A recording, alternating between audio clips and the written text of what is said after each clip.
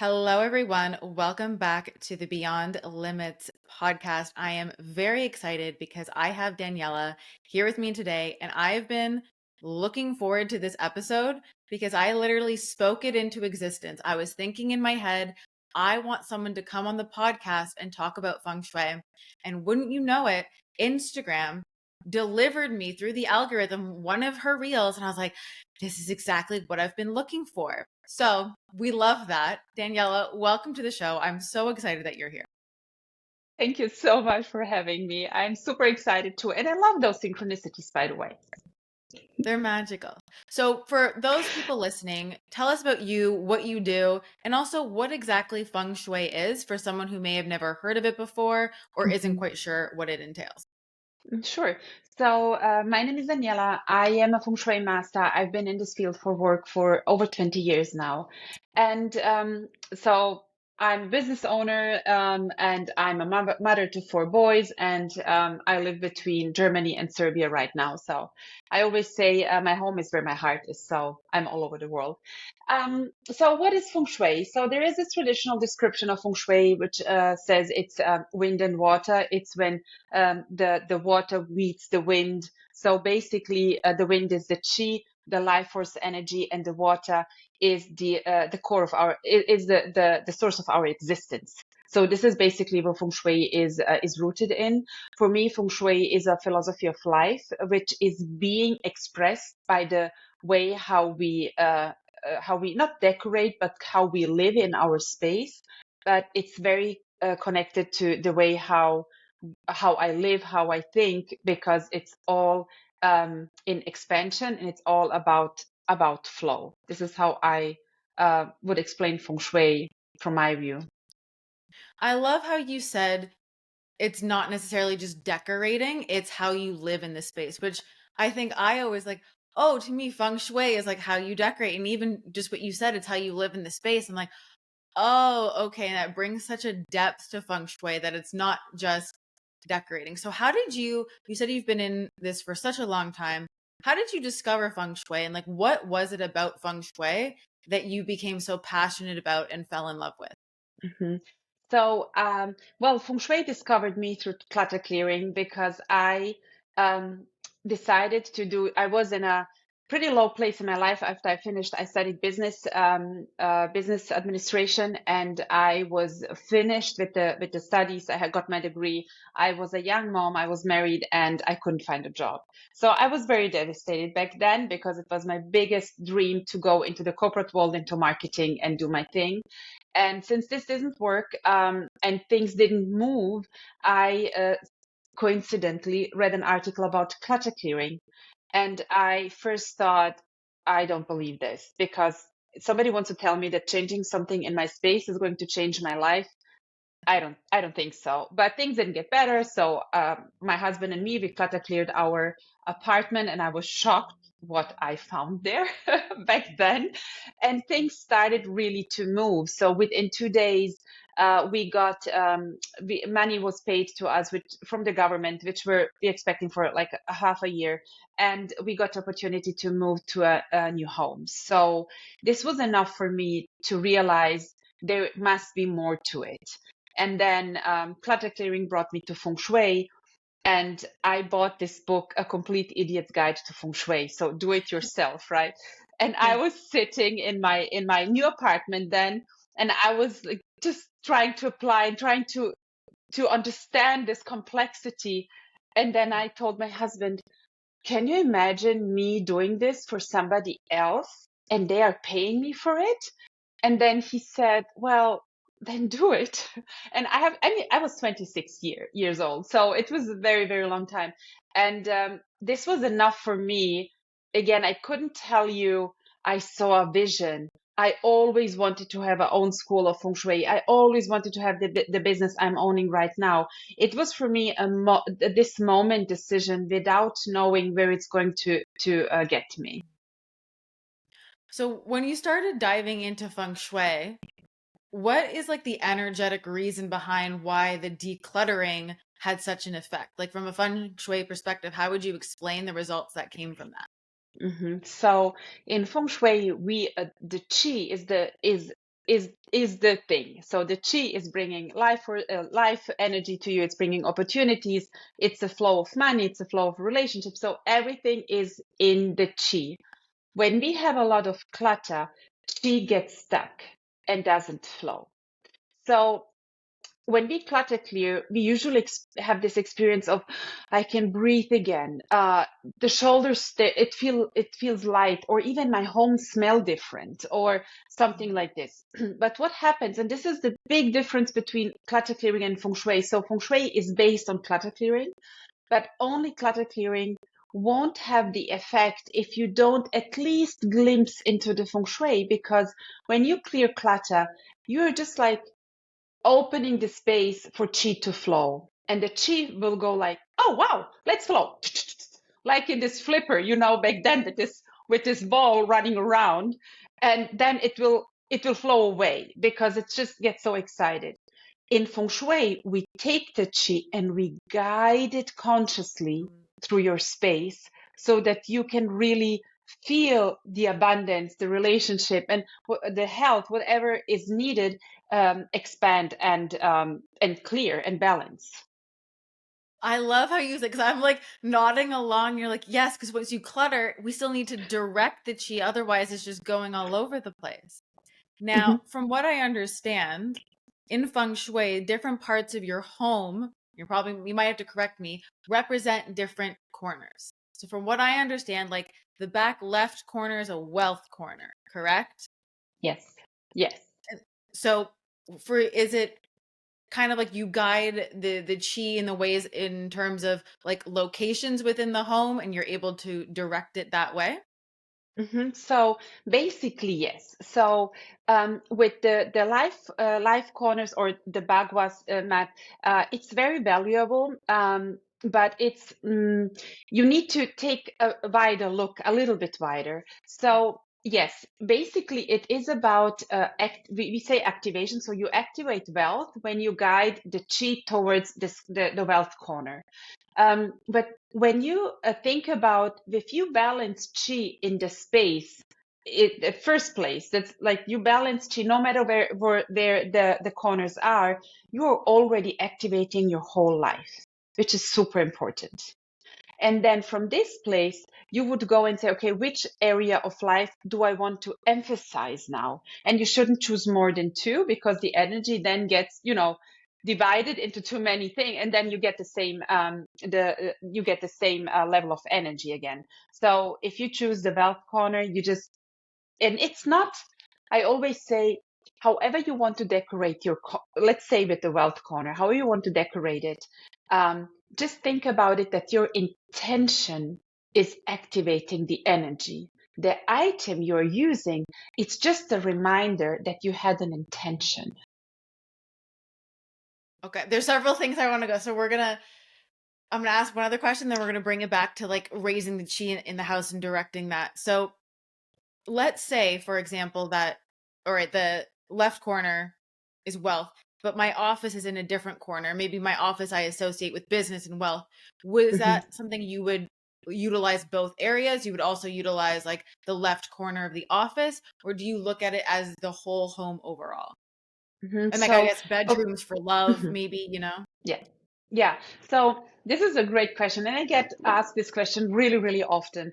So what do I do? So maybe what do I do if the white corner is not in my office, or is in the bedroom, or is in the bathroom, or in the toilet? So, there are all these questions. So um, if it's somewhere where it's not in alignment with the energy of the space, then you would look, as you said, at the wealth corner in your office. So you would go, what is the left corner in my office? Can I activate my wealth there? But um, there are these limits to this system. And years ago, because I got asked all these questions, I developed the palaces of life, where I went into what is the energy of this, like what is the energy of the bedroom? That's the energy of love. So the bedroom became the palace of love. Where is the energy of abundance or wealth? It might be the office. So the office became the palace of wealth. The kitchen became the palace of health because we're cooking. That's where the food is prepared. So I kind of developed a different form of Bagua map, which is more natural and easy to use. Okay, we're gonna jump to that, but I want to jump first back before when you said it's about raising the chi of the whole house. So Mhm. how does one do that essentially? Or like Mhm. what can you share about like when we think about raising the chi overall? Yes, okay, we clear out old things. And I think you've already mentioned some great tips on your Instagram. I saw like get rid of chipped mugs. Like that's probably not representing Mhm. wealth. Like what are things that we could think about when it comes to raising the chi of our house? Okay, so the first thing would be the quantity of the chi, and the chi is flowing into the space through the entrance door. So make sure that the entrance door can be really opened wide. This is so important because it's our mouth, and if we cannot open our mouth completely, we just, you cannot have the same intake of air, of water, of food, whatever. So this is before we start doing something in the space, I think we should just make sure that the chi finds the entrance door, so it shouldn't be hidden. So, it can be nicely decorated, and then so that the door can open, and then the entryway should also be free of clutter because the entryway is our throat. So when the chi comes in, the throat, it's very narrow, right? The entryways are very narrow usually. So the clutter gets, the energy gets clogged there. So make sure that the entryways and the doorways are really free of clutter so that the energy can flow into the space. So this is the first and really easiest way to raise the level of chi in your space. I love that you said that. I just moved into a new house 2 weeks ago. So not only did I do a massive declutter, I was like very intentional about what things I brought to me in the new house, but specifically, I will say in my old house, the entry closet was very much a mess. And I remember your reel, I was like, we have to keep this clean. And even like shoes, there's no more shoes getting left out by the entryway that my Mhm. fiance likes to just leave his shoes. I'm like, no, we put them away. Like there's not cluttered. It's open. It's organized. I'm like, this is the mouth of the house. Yes, So I yes, love, I just yes. did that. So it comes into the house. Now that it's in, what's the Mhm. next thing we need to know? Mhm. So the next thing is, so I want to give you a sense of how chi works. So a chi is like a child. I always say chi is like a child. I just suppose all children are the same until a certain age. They're just curious, and they go to places which are bright and nice and interesting, and they would avoid places like dark corners or cluttered spaces or something. So without knowing all the rules, just forget the rules and go into your feeling. So when you look at your space, usually when you really look at your space, you know where those dark corners are. You know where the chi is flowing too fast. For example, if you have this classical door window lines, the window opposite the door, usually the chi would flow straight away through the window because, like a child, it's like, yeah, I'm going out. Let's flow out. Why should I stay inside? Except I call them chi attraction points. Except there is a chi attraction point somewhere in the space, and the chi goes like, well, there is the window, but there's something also worth looking at. So, and then it flows to, I don't know, to the couch maybe, or to a painting or something, and then it flows out. And I have a a short meditation. I call it the butterfly meditation, and I can share this with you if you want to link it in the show notes, so everybody can download it. And it's really like a 5-minute meditation which helps everyone to get a feeling for the chi flow in their own space. Okay, we're definitely gonna put that in the show notes so people can get a feeling. And I love how you made alternatives already to some of like the rules because I'm familiar with that rule of, if the entrance of your door is also then going out a window or like the back door and you can see all the way through, it's like, well, if someone's house is structured like that, like are they now doomed? And it's like, no, we just need to be Mhm. intentional by cultivating like that amplification of chi at another point, be it whatever it is, so that it directs it to there and doesn't just go out the back door. Right. I've Absolutely. also heard about mirrors, and you don't want to put mirrors near a door because then it bounces the chi right out. Yes. Is that true? Absolutely. Yeah. Yeah. That's it. Yeah. I guess you can see I've been very into the feng shui recently. So when you say like a amplification point and something you find interesting, like a child, is that something that, all right, I think this painting is really like this, or I think the couch, is it like personally? So like that meditation example, it's like, ooh, how can I cultivate that feeling? Mhm, So if I were to walk through the door, I would be pulled to that. And maybe mhm. even if I'm focusing, let's say, on the wealth space, I would want to build that amplification point maybe in that left, far left corner. Also, also, Okay. yes. And it's all about you and what you like, because your intention is guiding the energy. Because energy follows thought. So Mm. it's really about yourself. And this is why I always say never put something up only because of feng shui. Because if you don't like this decoration or painting or whatever, you'll be like, I don't really like it, and but it's there because of feng shui. So energy is not going to follow that thought and that intention. That makes sense. Okay, I want to Mhm. dive into specific feng shui when it comes to like wealth and money. But first, Mhm. I'd love to do a little like myth busting of things I've heard and are these things true? I don't think they're Yes. things I've necessarily heard. Maybe they might be things I've heard from you, but I think there's also want to hear like the explanation. So the first one is about bathrooms, which I think is from you. I think it's how I found you is the reel about the bathroom and closing the door. Yeah. And for context for everyone listening, it was about closing the door of your bathroom, but also closing the lid of your toilet. And I will say, I never closed bathroom doors before finding this reel. So, can you explain closing like the toilet, which I just do because I have a dog, but also closing the bathroom door and like what that represents wealth wise and Mhm. feng shui? Sure. So it's basically really simple. Chi, and so as I said in the beginning, wind and water. That's the translation of the word feng shui. Wind, chi, is very attracted by water, which means when the bathroom doors are open or completely open and the toilet lids and so on, the water in the bathroom attracts the chi into this place, which means chi is missing somewhere else, and we are losing chi through the water which flows away in the bathroom. That's the explanation behind it. Oh, I like that. So would that mean also the opposite that if there was something involving water that we liked, whether it maybe it's physical water or it'll maybe mini fountain of some kind, that putting that in our wealth corner would then direct the chi there. Absolutely. Yes. Yes. So it could be any type of water. Like I could put water just in my wealth corner and that would just Mhm. if that I felt mean, aligned, right? If that felt good to me, I would be like, "Oh, absolutely. Yes. okay." Yes, absolutely. So water is the most powerful feng shui remedy or tool we have. Wow. Okay, Absolutely. so playing along with that, what are other ways we can utilize water as this important feng shui? Maybe like we don't have a fountain. What are other things when we think about water Hmm. that we should be aware of? Hmm. I mean, you can always, for example, the color blue is always associated with water, so you can play with this color. You can also play with pictures or paintings of water.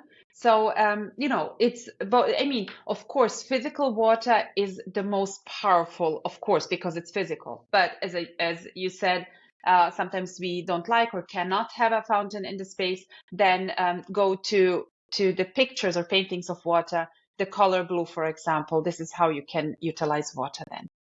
Oh, I love those. Those are Mhm. such good little like, and I feel like everyone can find something between like blue or a painting or a Yeah. photo or actual water that's going to fit them and it can represent that. Hmm. So, when it Hmm. comes to wealth and money, what else do we really need to think about, or what are other things that you want to share about cultivating that feeling in the house, whether it's generally or whether it's specific spaces or corners, etc.? Hmm. So nobody talks about the heart point in the space, and I haven't talked about it yet too on my Instagram, but I will, um, because every space has a heart and every space has a soul. So the first step for me is always connecting to the soul of the space. So I love my home. Like I mean, my home is giving me the space to grow and to create abundance and to grow my family and everything. So I'm in love with my home and my office. And this is what activates the energy of the space. And this is what makes connection. And then the heart point is usually somewhere in the center of the space.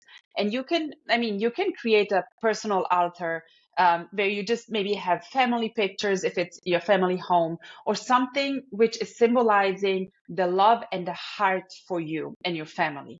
So, because when you activate the heart point, all life areas are going to be activated as well, even though you don't place anything anywhere. Because as our heart, we know it's, the heart and the brain and how much energy the heart holds and the intelligence our heart has, we should also give our home the same heart.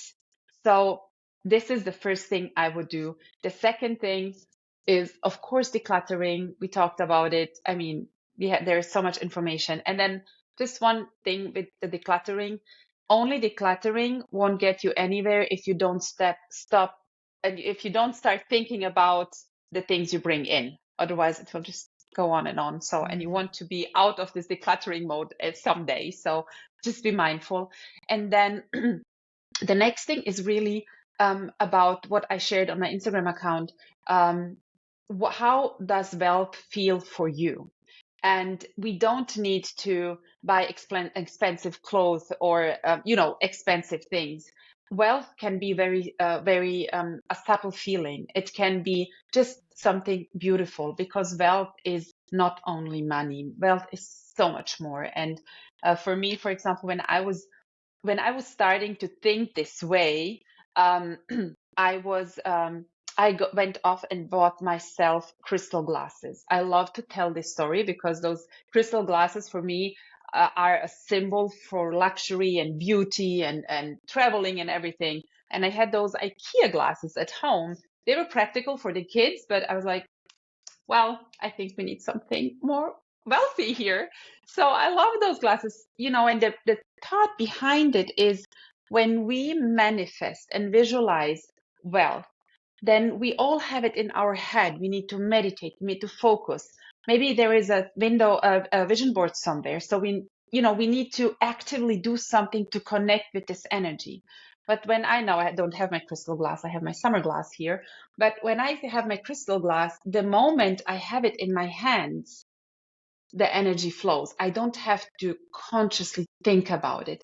And this is really what I am teaching, what I'm trying to raise the consciousness about, that our whole space can hold the energy of our vision, so that we don't have to think about it as much as we do.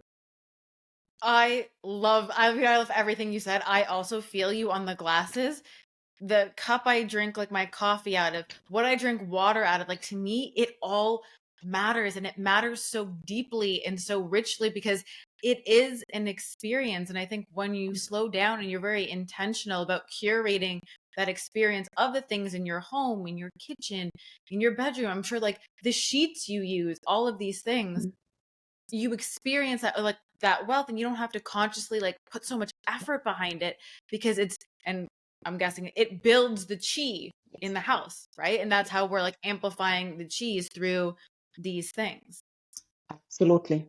Yeah. So the heart point, just to make sure it's clear for me and the whole audience, that's the center point, and that's the point we should be putting what matters to our heart, like an altar of sorts. Yes. For example, if you like something like this, yes, then an altar, and it sometimes, the center is maybe in the middle of a doorway. Then just move it to the next wall.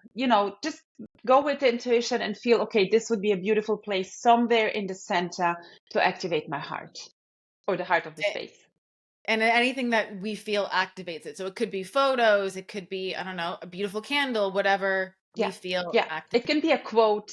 It can be, sometimes I know people, they love to put up a Buddha or something, but you don't have to. Like, you can really go. I always tell my clients, what does the heart feel for? Like, how does the heart feel for you? What's the symbol for it? And then just start with one little thing. Don't go shopping. to buy the things for your hard point. Just start with one little thing and then let it build. Okay, I love that. I love that you're Mhm. sharing so many things that like smaller things we can do, but also compounding. So you can get like the glasses or a coffee mug, and then you can work maybe to the sheets, and then I Mhm. don't know, something in your bathroom, and like just closing the door. Like there's all these things that we can start to do. Yeah. That reminds me of something else that I heard. I don't know if it was from you, but also I remember because I wasn't doing this, so I was like, oh, I have to do this. The elements on your stove, and if we have like multiple burners, we shouldn't just use one burner, because if we use all of them, that increases the flow of chi when it comes to money for different pathways. So if you're always in the habit of using that same one burner, the other ones Mhm. aren't used, and then the chi's not flowing. Was that correct? Well, I mean, you can see it like this. I have Mhm. never, I mean, it does make sense when you, of course, explain it. But if you don't take care of the chi flow, everything what we just talked right now, this won't get you anywhere. Like Yes, only this, if your door doesn't open, your entrance door, and the opportunities and the money cannot even flow, that it, makes sense. you know, using this whole stuff won't change the situation. So priority one is obviously allowing the chi to flow in, Yeah. and probably also not letting it leave, like with the bathroom Yes. example. So like the Yes. more we can keep in the house, Yes. then we want to amplify it. But there's no point trying to amplify if we can't get it in and we can't keep it in. Yes, you want to keep the chi because you want to keep the abundance and the wealth and the money in your space. Otherwise, you'll be like, I make so much money, but it's just flows out the window, right? I mean, we have it already in our language. So keeping the chi is the next. I mean, it's just part of the balancing the chi in a feng shui consultation. That just popped a question in my head when we talk about windows. But would that mean like opening windows disrupts the flow of chi because it lets the chi out of the house? No, I mean, it is important that the chi flows out because we are breathing in and we are breathing out. So the chi Okay. needs to leave the house, but not straight away. Okay. So it is good to like sometimes have window open and let Oh, things flow. yes. You're not going to be letting chi out of the house by opening your windows. No, no. So, what would you say is the most important thing for keeping chi in the house besides like yes, we've gotten it in now. We don't have any mirrors that are next to doors, and we don't have any doors aligned with windows that go straight out. You get what I mean?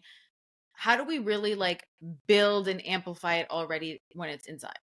hmm So, okay, as I said, again, the hard point is super Mhm. important. And then just make sure that the chi is really, and this is the butterfly exercise, which will help you with that the chi. Don't just look at the entrance door or only at one space, like where the door is opposite the window. Go through the whole home and make sure that the chi is flowing through the whole space, like the chi is flowing through our whole body, from like the whole body is filled with life force energy.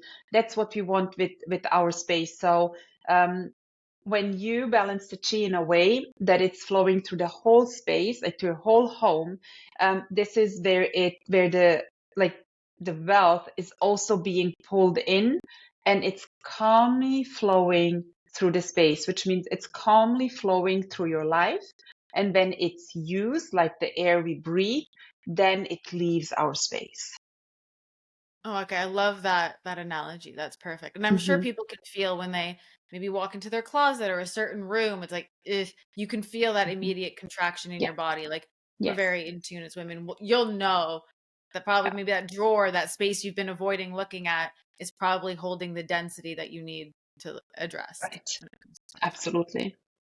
Now, you also mentioned, maybe it was today or yesterday, something really interesting on your Instagram about like the subconscious underneath it all. Can hmm you dive into that and how that undercurrent is running like the show, like how you feel in that? Yeah. So, as I said, feng shui is about intentionally activating something. So, putting an intention to something. So, an intention is energy. And intention is also connected. If you're sabotaging yourself subconsciously, your intention won't be pure because you're sabotaging yourself, right? So that's why I say Feng Shui is not placing items, it's a way of life.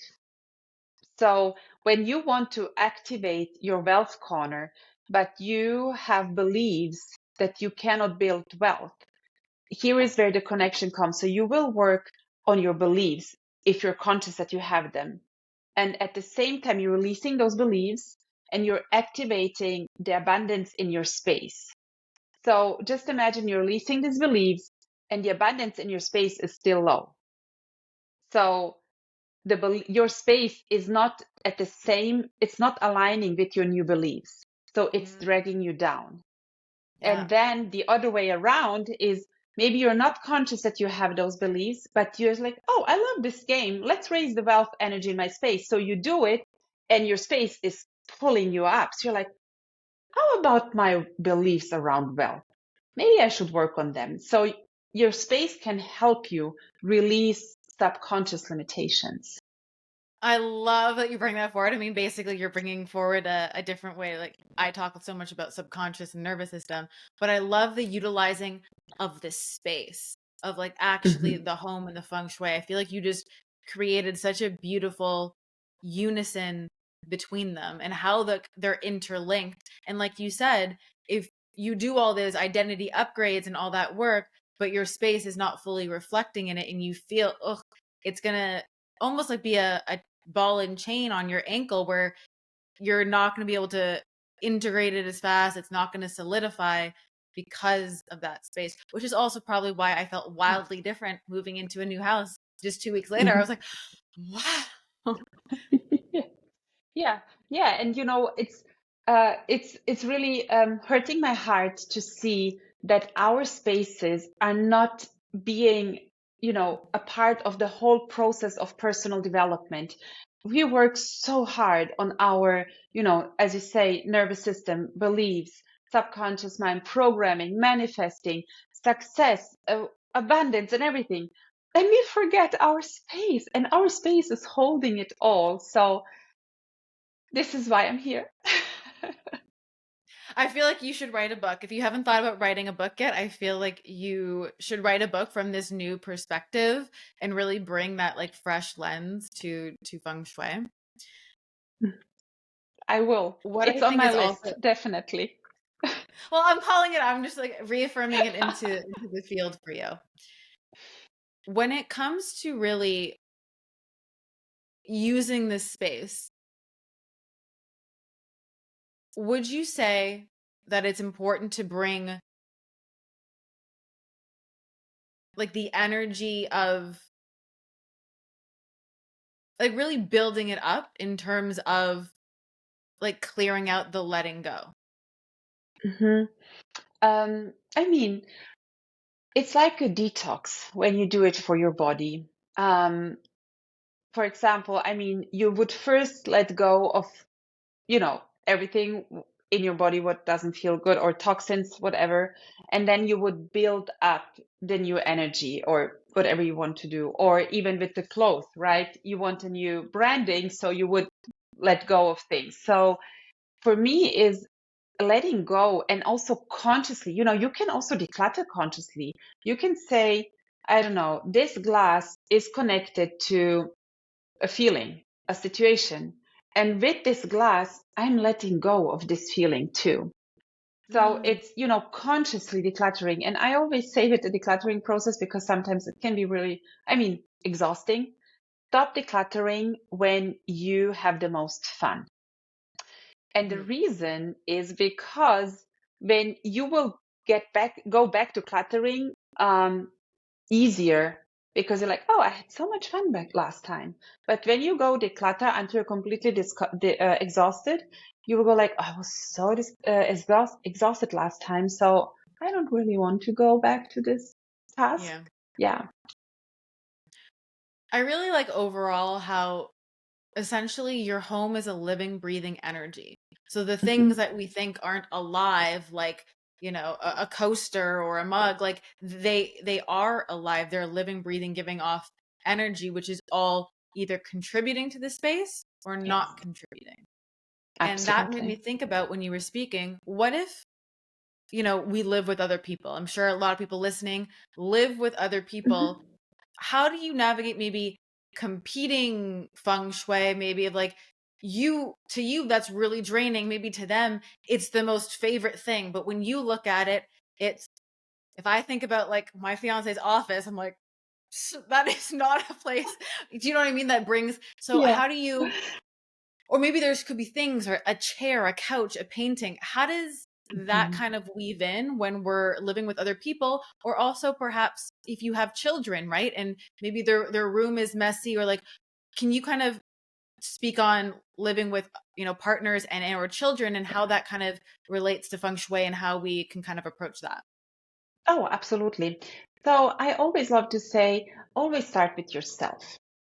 Mhm. This is the best way to start. So be respectful of other people's things, even if it's your partner or your kids. Um, so you start with yourself, and then hopefully the others will be inspired. And it's like something what she's doing works. Mhm. I want that too. So this is always the best way. Very often it works.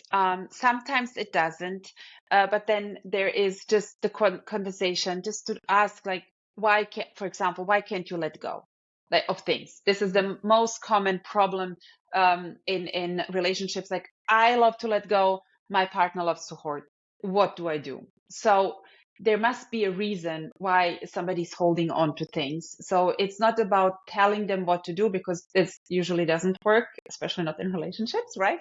So Yeah. it's best to inspire them and to really try to understand what is behind and where is the starting point. We don't maybe need to start with the biggest thing, because we are connected emotionally with the clutter or with the things we are keeping.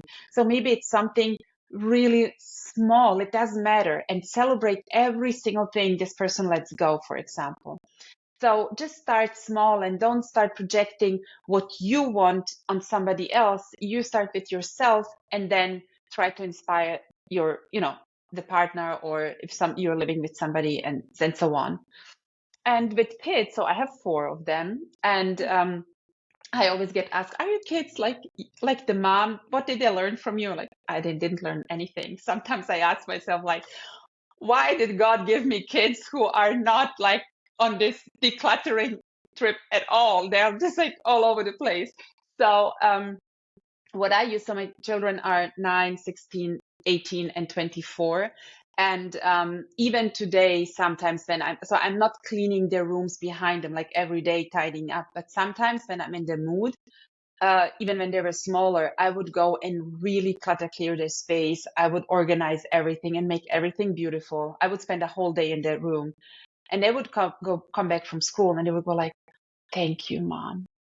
Thank Mhm. you so much." And even today, because I believe children do need support. They're finding their own personalities. They're in the dream state. They're, whatever, and we can support them. And I always say, clutter clearing should not be a reason for argument at home. It's not worth it. Yeah, I love that you brought that forward. And I think also maybe within kids' rooms too, we're speaking about, the intention and the expression for you, perhaps letting them have, maybe it's Yeah. not a mess of expression, but like, are there colors? Are there things in their room that's actually fostering good energy for them, because that's actually their highest expression?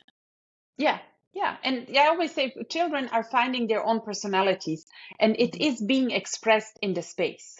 So if a child is, or a teenager finding their personality, we cannot expect to have a tidied up place. It's Yeah. impossible. Wow, there's so many golden nuggets we've touched on.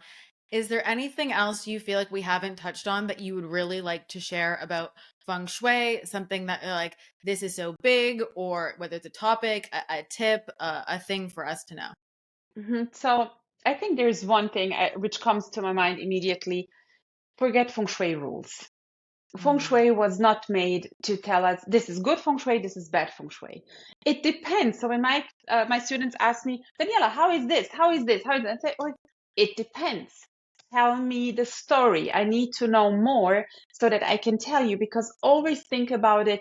Feng Shui is over 5,000 years old, and it was developed by looking at nature, but being in nature. So back then, the Feng Shui masters, they didn't have an online shop to buy things, just put it in some corners. So it must work differently. And it's really about, I don't say we can feel feng shui, because then we wouldn't need a certification. There are things to learn, of course, but it's always like feng shui says it's always like this. Usually it's not. So really open up the space, be curious, and start learning about the chi, start learning about how chi is flowing, even with the butterfly exercise. It's so simple, but it's so powerful, because it gives you the freedom so that you can decide what needs to be done, instead of going tip here, tip there, try this, try that, and it gives you your power back. I love that you spoke on that, like not giving your power away to the rules or kind of feeling like you're boxed in by them. It reminds me of kind of like a feng shui issue I'm having in my bedroom, because where the window and the door is, the door goes out to the window. And right now there's construction because they're building some new things. And the only place I can put my full length mirror is to mirror out the window, but then it's mirroring the construction. And I was like, oh, apparently that's bad feng shui because it's like noise and this and that. But I'm like, there's nowhere else to put it. And to me, I'm like, it doesn't represent anything bad. I'm like, hopefully there's going to be a new coffee shop in there, right? And Yeah, like so I love that you said that, because it's like, oh, I'm not doomed now in terms of where the mirror is in my bedroom. Definitely not going to put it in the one that's right across from their bed, because I'm like, that was the no, other option and that does yeah. not feel good. And I know about like Mhm. the insomnia, or like, I think they also say Mhm. inviting a third party into your relationship, which is more Oh. funny, but I just more don't want entities coming in at night. But I can put it on that other wall and it's not like, oh, I'm doomed because of this construction. Like, no, I actually feel like neutral, if not positive, about the construction, about what's coming in across the street. And so to me, that's like the perfect example of what you said in terms of like Absolutely. trusting your feeling, your power, Hmm. and not Hmm. outsourcing it to the rules. Please don't do that, because you're missing out. Yeah. Wow. I'm obsessed with this episode. I'm obsessed with your content. I'm so glad I found you. Where can everyone find you? I mean, we will link out everything down below, like your Instagram, that butterfly meditation, but share with us where we can find you, and go watch every single one of her reels, save them, apply them to your house. That's what I've been doing in my new house. So yeah, where can we find you, Daniela? So thank you so much. So the best way to find me is really on Instagram, because this is where we have in the bio linked. I have a YouTube channel where I do floor plan analysis. Then of course I have a website, and everything is basically linked in my Instagram bio. So this is really the best way to go and to find me and to be updated with my stories and what's going on and so on. Yeah, amazing. All right, everyone's gonna go follow you on there. We might have to bring you back for a tight part two one day, because I would I'm gonna love have to. more feng shui questions, as I'm sure, as I'm diving into this. Thank you so much, Daniela, for coming on, for giving us your wisdom, your expertise, your knowledge. Everyone is better for it for listening today. So thank you so much. Thank you. Thank you very much.